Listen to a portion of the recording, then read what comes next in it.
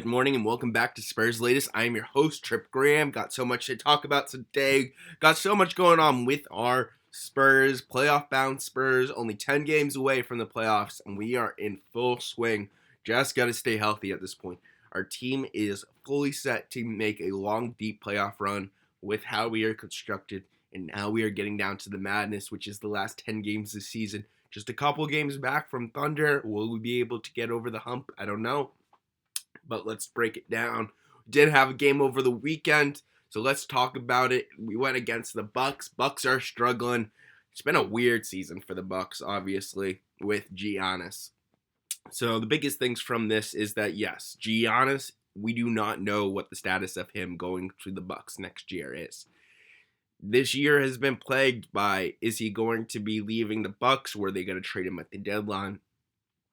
Bucks obviously had all the conversations with all the teams about what they could get at the deadline. They didn't like the options, so they decided not to trade Giannis at the deadline. Now they're 29-44 and don't have much direction going into next season. I have a few ideas for the Bucks of how to get back on track, so let me know what you guys think. So, number one, this is the time for the Bucks to. I think they were smart to not trade Giannis this at the deadline. I think it's the best time to trade him is at the end of the season. See where some of these teams are lining up. The two biggest teams that I'm checking in on, obviously, are the three teams. Really, is the Warriors, which I don't think can give enough. I think the Knicks, which I think is the best trade haul that they can get, and then obviously the Lakers. Lakers can give up Austin Reeves if they really care about Giannis. Let's see what they would be able to do. But I see those are the three top shooters for the Bucks. Now, just hypothetically, if you were the Spurs, would you be making a call about Giannis this offseason? I think that who calls about Giannis this offseason is entirely based on how the playoffs shake out. If the Knicks do not get as far as they can, I think they will be more aggressive in the trade market for Giannis. If they make the finals, I don't see it. But if I do see them, making a deep run and, losing it out, I think that Giannis could be on the platter for who they would want to trade for. But let's just do a hypothetical. Who, as the Spurs fans, would you trade from the Spurs to get Giannis? It's obviously going to take up one of the three guards. It would be Castle, Fox, or Vassell. I don't want to give up any of the three, obviously. But that's the biggest thing what we're going to. If you're going to make the trade, or Carter, we would have to trade one of our big guards to get Giannis. Obviously, I do not know how long this construction of this Spurs offense is going to last. We are a very guard-heavy offense, and we will have to figure that out in due time. Definitely not this season or next season. But if we want to take a sprint on Giannis, it would have to take up getting up one of those guards. Obviously, my number 1 and 2 I'm not getting rid of is Castle and Fox.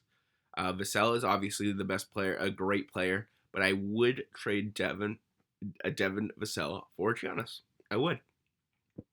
I think that putting Giannis and Wemby together would be an unfair duo for the rest of the league to go up against. So that is my prediction. I do not think we're trading for him. I was just doing a hypothetical. So my biggest thought is that the Knicks will be going after Giannis at the end of this season, trying to trade for him. But we will see. We will see.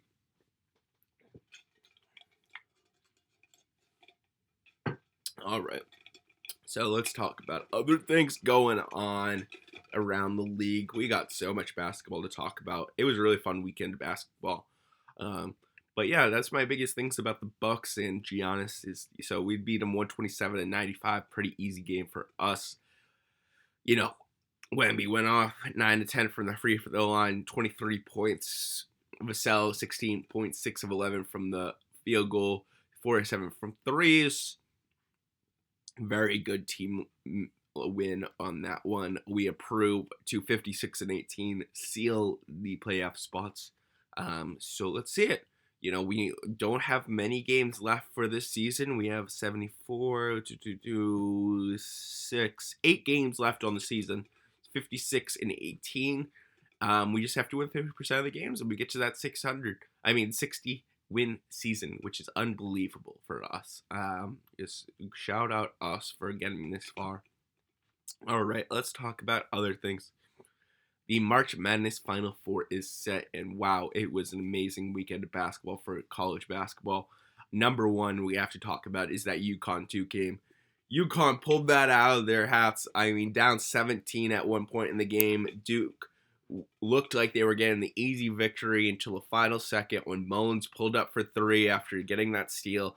And college basketball proves anything can happen, because that was just why we watch sports, is moments like that. Duke had that game in the bag. It must have been like a 99% win percentage for Duke. And then out of nowhere, get that steal. Mullins gets the ball. Long three. Logo three. Hits it at the buzzer, and they win.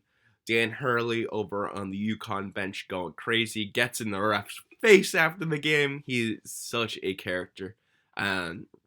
So just love that from UConn. As I've been saying, Alex Caravan, he was not great in that first half yesterday, but really pulled it out to get that second half scoring going.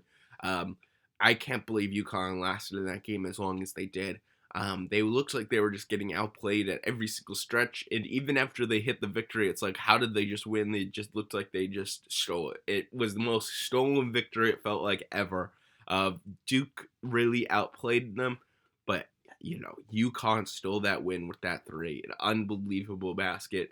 Mullins three. Threw his hands up in the air. Was a full-on swish from. It was just a great shot. Absolutely. The Boozer twins end their college run. It looks like Cam Boozer will be going into the NBA. So it's sad to see the Boozer twins split up, but it looks like that will be the case.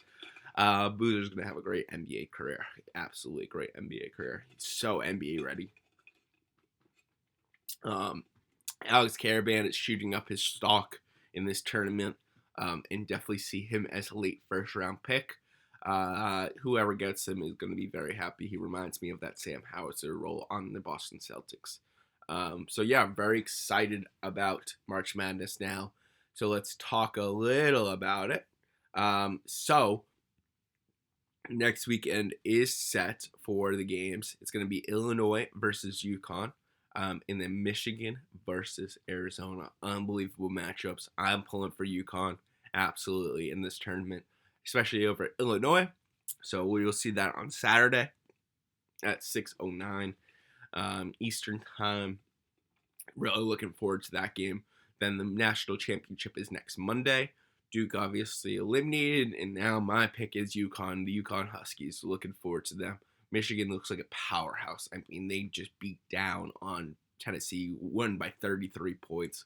Wasn't a contest halfway to that first half. The game was over. Michigan, unbelievable. And Arizona and Koa Pete.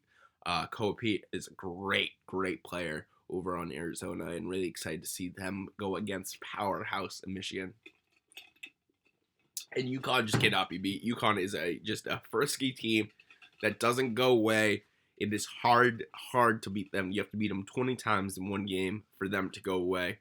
They are just frisky and know how to play the style of basketball, the muck it up style of basketball. Until they're down 2 points with 5 seconds to go, just for a steal and a three to win the ball game. This is how UConn has always played. They are just frisky. They just don't go away. And I really would take UConn money against any Michigan, Arizona, or Illinois in this tournament at this stage. Really, Illinois, I'm going to go with UConn over Illinois. And then obviously Michigan and Arizona are just so dominant of teams. But you can't count UConn out in this situation. You just can't count UConn out. Unbelievable team. And really excited to see this tournament come to an end. It's been a really fun tournament. And UConn is absolutely the story of the tournament. Absolutely, of how far they've gone. How well they are doing now. So shout out UConn for it. We have a 2-1 seeds, a 3 seed, and a 2 seed in the Final Four, so no one can complain about all Final Fours are being 1 seeds this year. So really good for basketball, really good for March Madness in the tournament. And shout out Dan Hurley in the Yukon Huskies because that was freaking awesome. All right, let's talk about back to NBA. We got 10 games left, less than 10 games left in the NBA season, and we got an MVP race on our hands out of nowhere. SGA, obviously the high leader in for the MVP, but it's not over. It's definitely not over. There is a few players that still can win it, which is SGA is obviously the top predict. Number 2 is Wemby, absolutely Wemby, and number 3 is Luka Doncic, who has been playing his butt off, 40 plus games left and right over the last month. He had a 60-point game. He has just been unbelievable, leading that Lakers. And, going into the playoffs, you cannot count out Luka and the Lakers. I know LeBron is not who he used to be, but having Luka and Austin Reeves on that team, and, De'Aaron Ayton, when he decides to show up, De'Aaron Ayton is one of the most interesting players in the league. I think he has all the talent in the world, and he squanders it. Just my opinion about DeAndre Ayton. I think he should be a much better player than he is. I don't know what it is about him, but every time I see him playing, I'm like, why aren't you doing more? Feels like he has all that athletic talent and it's squandered. I don't know if it's that anybody else about about DeAndre Ayton. I feel like he should be much better of a player than he is. He should be really dominant in the paint where he's not. He's not. Yeah, just my thoughts about DeAndre Ayton. Yeah, so I see Luka as just a catalyst for those Lakers going into the playoffs. It's going to be really, really hard to knock out the Lakers with Luka Doncic, no matter what. And yeah, I'm really looking forward to this playoff runs. SGA, I believe, is still MVP. But maybe Wemby can steal it from him. Who knows? Who knows? If we get the first seed, it's hard not to give Wemby the MVP if we get the first seed. I know it's a long shot for us, 2 games back with only 8 games to go. But yeah, I would say, if Wemby can squeeze out that 1 seed, no doubt that he shouldn't be the winner. The number 1 team in the Western Conference this year should be the MVP. And that goes for Luka too, if he was. But I think that it will go to SGA because of that reason. All right. Other things I want to talk about is we have a game tonight. We do have a game on tonight, and it hopefully will be a beaten. We are taking out on the Bulls from the Eastern Conference. They are 29-45, 11-25 on the road, and we should be killing it right now. Chicago is facing a 3-game skid. And coming into our town, we should just absolutely be beaten up on the Bulls tonight. We are favored by 18.5 points. This gives my opportunity to say that I think we should be resting Wemby for these kind of games. We have an 85% chance to win this game. Let's not do anything crazy. I know Wemby is a competitor and everything, but I do not want any injuries going into the playoffs, and that's my biggest thing for this roster. Let the kids run it. Let Bryant run this offense tonight. Let's carve Bryant. Let's Harper run the offense. Let's let the kids run the offense tonight and give Wemby, Castle, and Fox a break tonight. I would rather like to see a big game out of Carter Bryant. Yeah. So that is on tonight. Only a few games are left on the season, and we will be going into the playoffs. It's gonna be a shore up of our lineup. Obviously, going into the playoffs, probably Lindsey Water won't be getting any more points. Harrison Barnes might be limited in minutes. Carter Bryant definitely will be limited in minutes going into the playoffs. So you'll be starting to see a shore up of our roster down the stretch of, trying to figure out which are our main rotation players. We got it set, but I would like to see how it shores up and Mitch Johnson does it for the final, stretch. Going into the playoffs, but everyone stay healthy. We need that more than anything. Our starting 5 will be Vassell, Champagnie, Wemby, Castle, and Fox. That will almost sure enough thing that will be our starting 5 going into the playoffs. So really looking forward to that. We have such a great starting 5. I mean, I would take our starting 5 over anyone. Other starting 5s that really compete with us is definitely, Obviously, the Thunder, they have the second best starting five other than us. But I think we have like 4 or 5 future stars on our roster. Well, that's all we have today for Spurs Latest. I am Trip Graham, and I will catch you in the next one.